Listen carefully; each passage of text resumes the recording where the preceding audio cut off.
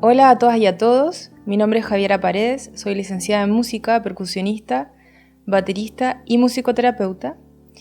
Y el día de hoy les quiero dar la bienvenida a esta serie de 5 videos en los cuales estaré hablando acerca de los 5 modelos que fueron reconocidos y aprobados por el 9º Congreso Mundial de Musicoterapia, celebrados el año 1999 en la ciudad de Washington, Estados Unidos.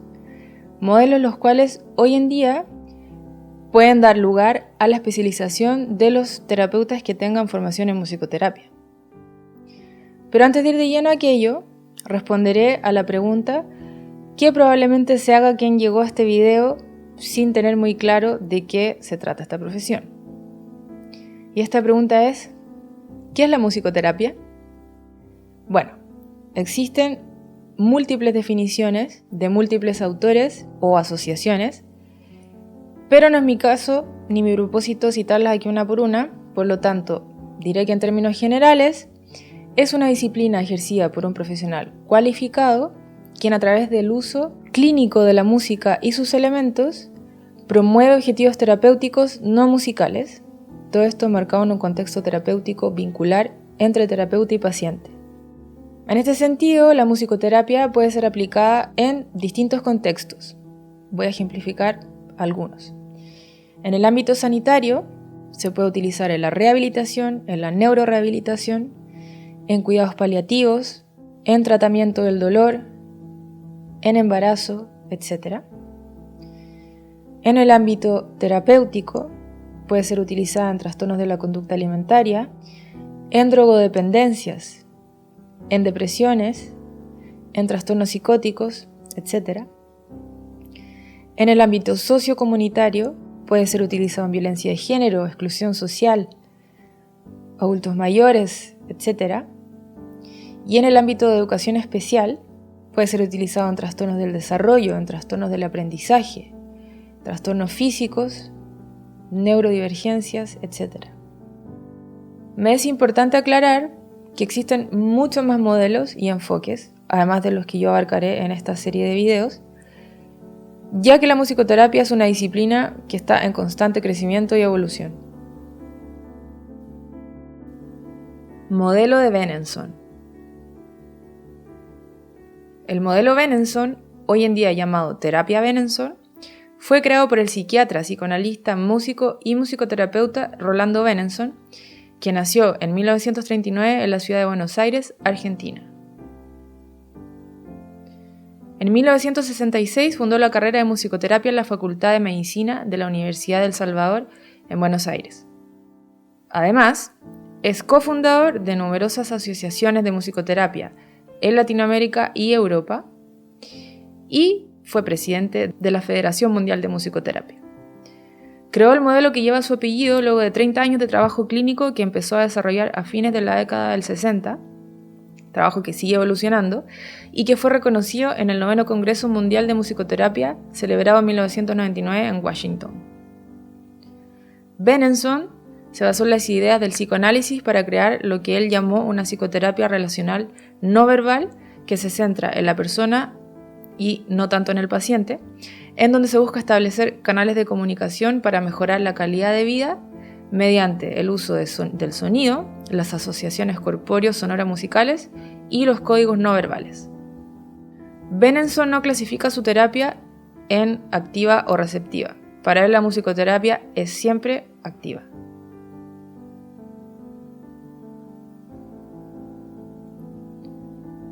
La terapia está sustentada en una serie de conceptos que Benenson ha ido transformando a lo largo de su trayectoria. Mencionaré los conceptos originales y las transformaciones que ha ido incorporando.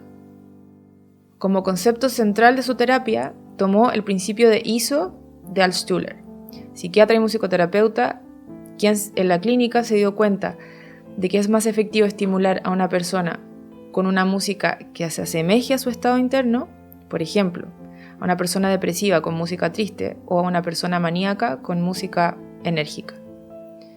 ISO en griego significa igual, y a Benenson le hizo sentido que las letras pudiesen representar lo que llama la identidad sonora. Su concepto alude a la idea de Freud acerca de la psique, en donde se aloja el inconsciente, que es una zona en donde confluyen una gran cantidad de energías en forma de pulsiones e imágenes que están en constante movimiento, y que la naturaleza de estas energías no es comprensible a partir de parámetros lógicos. Benenson agrega a estas energías las energías sonoras y del movimiento, las que conformarían el ICE que caracteriza a cada individuo y que forma parte de la estructura de su personalidad. Hoy Benenson ha reemplazado el concepto de ISO, que significa identidad sonora, por el concepto de ICE, que significa integración sensorial.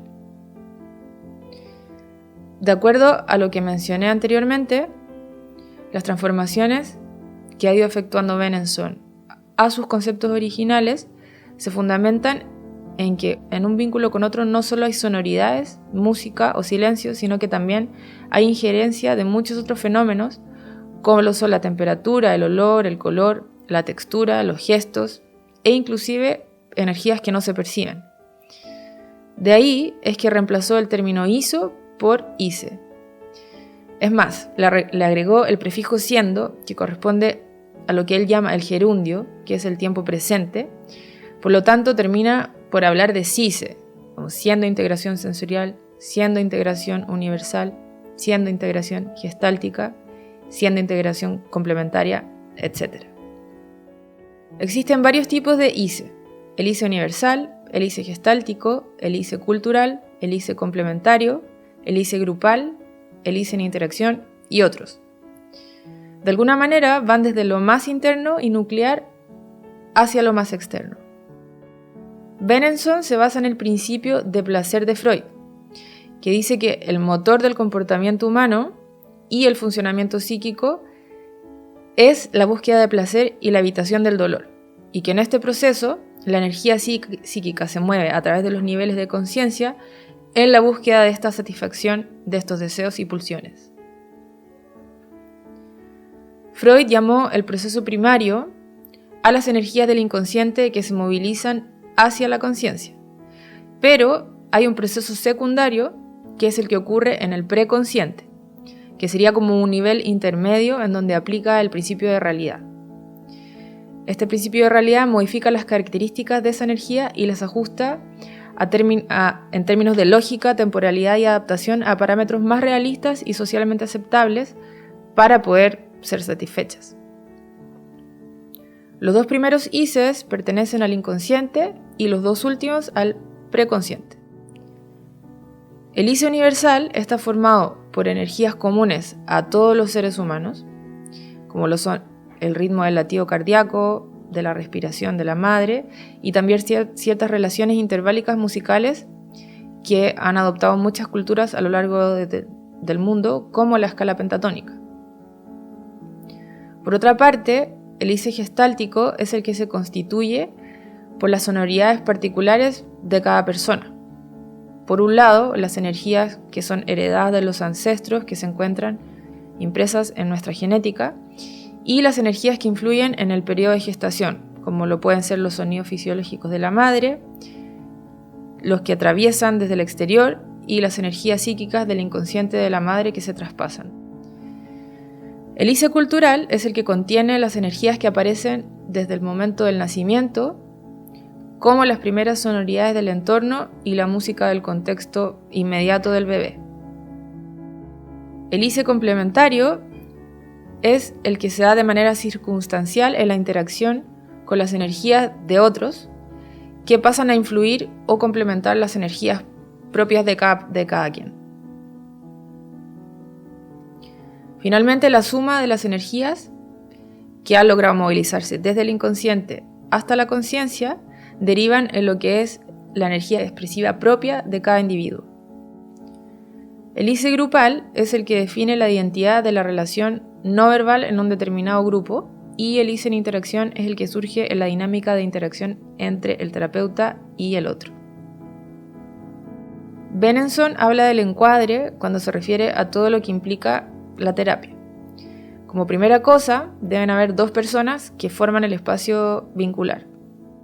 Una de ellas es el musicoterapeuta, pero ya no se habla de paciente o cliente, sino que del otro, ya que el vínculo no es jerárquico, es horizontal.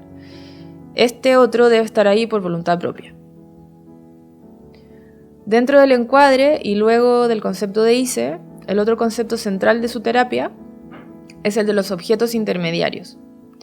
Los objetos intermediarios son instrumentos corpóreos sonoro-musicales que facilitan y propician la apertura de los canales de comunicación. Estos objetos no necesariamente deben ser solo instrumentos musicales. También puede ser cualquier objeto cotidiano que se preste para este fin.